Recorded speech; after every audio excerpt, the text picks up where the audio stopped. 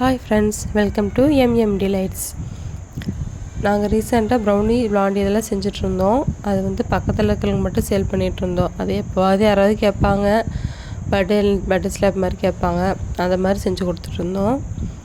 இப்போ ரீசெண்டாக வந்து திருநெல்வேலி விகேபுரத்தில் வந்து எம்எம் டிலைட்ஸ்னு ஒரு ஸ்டால் வச்சுருக்கோம்.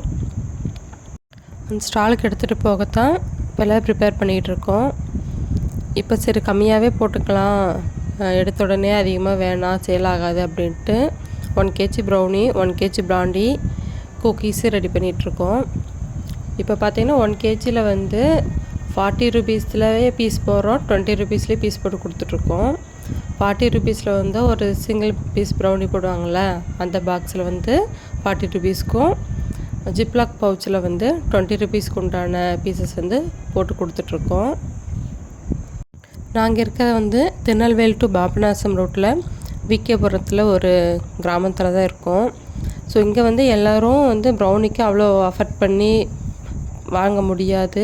இன்னொன்று ப்ரௌனினா என்னென்னு இங்கே கொஞ்சம் நிறைய பேர்த்துக்கு தெரியாமையும் இருக்குது.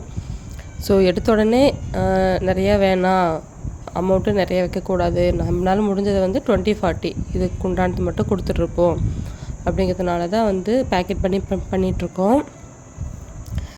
ப்ரௌனி செய்கிறது கூட ஏதோ 1 or 2 ஹவர்ஸில் முடிஞ்சிற மாதிரி ஃபீல் ஆகுது.